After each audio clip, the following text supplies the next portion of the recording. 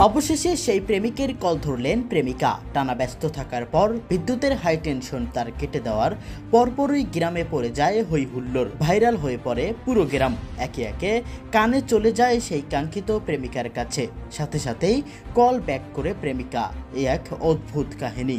চলুন দেখে নেই বিস্তারিত রিপোর্টে। প্রেমিকার ফোন একটানা ব্যস্ত থাকায় বিদ্যুতের হাই টেনশন তার কেটে দিয়েছেন এক যুবক।